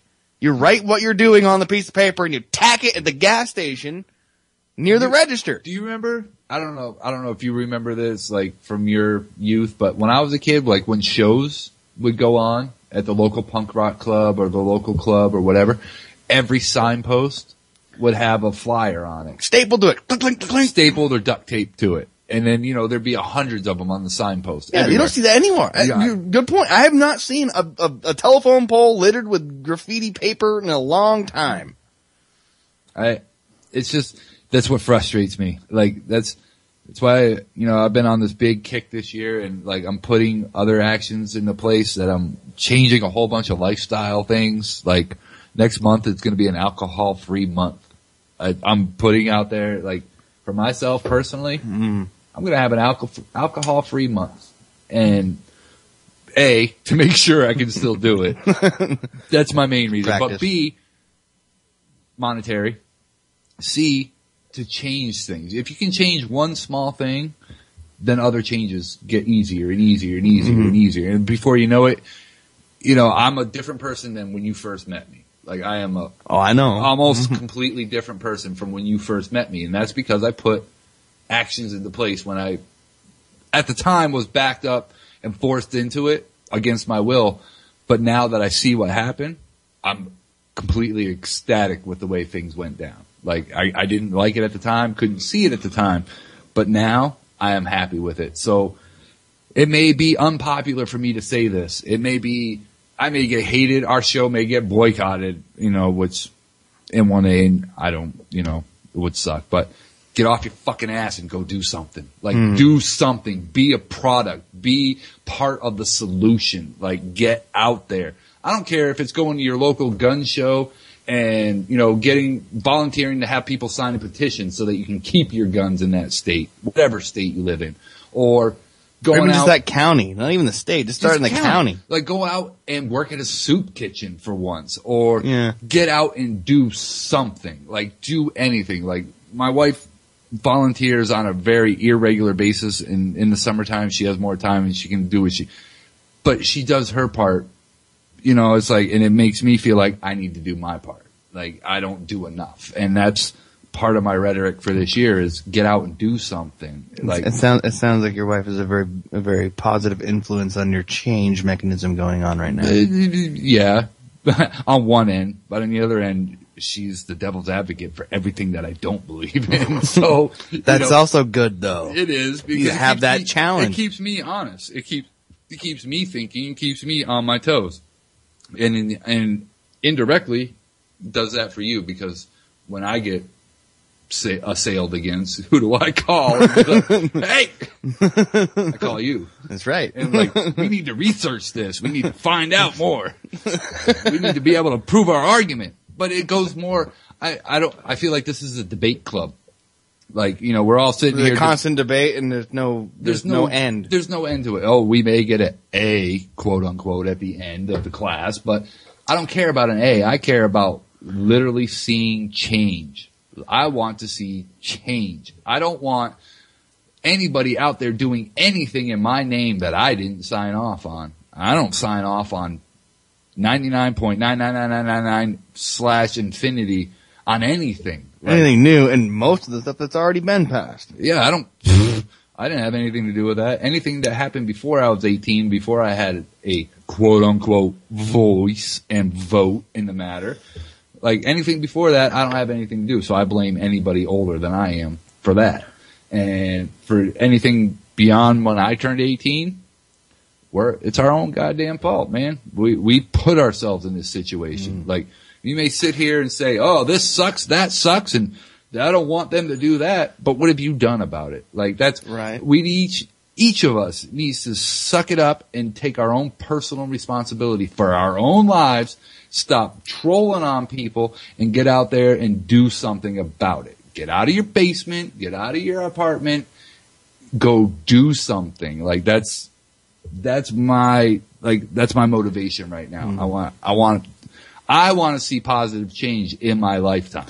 And I've seen positive change in you. I have. And you have been doing a lot of things. And I see that actually directly through monkey see, monkey do mode. I see it coming through your children as well. A little bit. It's definitely inching with your 17-year-old. Yeah, well, she is who she is. So people on UCI have heard her, but she did call in, she does have. I will say this: have a mind of her own. Exactly that. That girl. All I've ever done for each of my daughters is to make your own decisions and live with those decisions. If you're unhappy with something, change that situation in any way that you can. Be part of the solution, not part of the problem. And if you sit at home and clickety-clack on your keyboard all day long while everybody else in the world is out there working and trying to get by and trying to... And granted, I am one of the first people to know that going out there and toiling for any corporation, any boss, any sort of person other than yourself is futile. It is a futile attempt that you're making. But it's just like the licenses that we're going to be forced to get in the next 2 years. You have to do it. You have to play within the rules to do what you want to do. But if you want to change the rules, you have to be part of that. You can't just expect somebody else to come along and say, hey, I don't agree with them screwing you like that, so I'm going to change these rules for you personally. No, You need to get up and you need to change those rules for yourself. Many people, one voice. Many hands make light work. It's very true. And we don't have enough hands out there. We have no hands. In this world, the alternative media, the truth seekers, the know-it-alls, those in the know, we don't do shit. We sit here and bitch and moan about keyboard cowboy. Fukushima sucks. Ah! What are you doing about it? Did you go volunteer anywhere? Did you do anything about it? Did you put any effort in? Did you do anything? Mm-hmm. Okay, and that's another country, so let's not even go there. Okay, let's go with, and this one personally bothers me, but Hurricane Sandy. Mm-hmm. Okay, didn't seem as bad to me as Hurricane Irene when it hit Vermont. Yeah, whatever. Hurricane Sandy was a bigger thing because it hit New York City and shit Jersey. Like, okay, did anybody go out of their house and go down there and help hand out water to people? I didn't. I know I didn't. So I'm just as guilty as everybody else out there. But I have to go to work every day. I don't have these abilities. But those people that do have the ability, that still sit at home in their mom's basement and clickety clack on their keyboard, personally, for me, you don't have a leg to stand on. Mm-hmm. You got free time. You could be doing something, and you're not. Well, I think, the people you're talking about that are sitting there keyboard clacking, they're waiting for a button that's like a super caps lock button, so they're super, super pissed. No, they're waiting for somebody else to come along and tell them what they're supposed to do. Well, they are. The great guru is going to come along on the internet. Well, how many people are waiting for Mr. Austin, Texas to say, okay, it's going to start. Like that's the problem. That's a problem. That's a big problem. Huge. Because there is not going to be one person, one voice out there in this world that's going to change anything. It's going to be, and I always say this before I say this word. I hate this word, but it's a collective effort. Mm-hmm. And I hate the word collective. But the problem is we live in a collective society. What happens with the collective society? Well, the collective wins. And if we got a bunch of collective freaking morons that sit in front of their jerking computer off screen, in front of their computers, yeah, then that's it. That's it exactly. It's like I agree with you that the word collective sucks, but that's the world we've been handed. Mm-hmm. Like we have been handed that. We didn't create this, we didn't make this, but this is what we have to deal with. So we have to work within the parameters that we have been given and do something. Like that's the whole thing. Is like do something. Be the positive change. I hate that bumper sticker because I see it on like 9 out of 10 Subarus. Be the positive change you want to see in the world.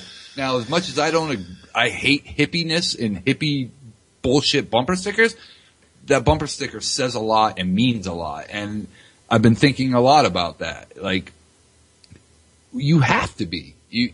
If it doesn't begin at home with quote unquote Michael Jackson's Man in the Mirror, then it's never going to get changed. We will be here in 50 years from now, and our kids will be here bitching about the same goddamn shit that we're bitching about. We're perpetuating the system no matter what we say on this. Exactly. On anything. We're not doing anything, and it's getting worse. Exactly. And we feel like we're doing something, but we're really not doing it. It's like another yet form of like enslaving the next generation to push push it on to the next one. Oh well, we did our best, and then they're going to do their best. We screwed it up. So here you go. I'm sorry, but there's only so many bumbling blind people in the dark we can have wandering around feeling their way through life before we actually got to do something about it. Before you grab the wrong thing in the dark on the wrong dude, like that's it. That's stop bumbling around in the dark. Open up the door. Go out into the light. Do something. I don't care what it is. That thing in front of your house, it's called a door. Walk through it. There's stuff on the other side. There's a whole world out there. Check that out. Now we're coming up on the last 30 seconds here. That was pretty quick, huh? It was, but I'm gonna end this show like we did last week. Like Mike said, I predict pain. That's it. Done. Pain coming through. It's Good gonna. luck, everybody. That's right. Like a dealer in a casino. I'm clapping my hands, showing you both sides. Good luck, everybody. Let it go.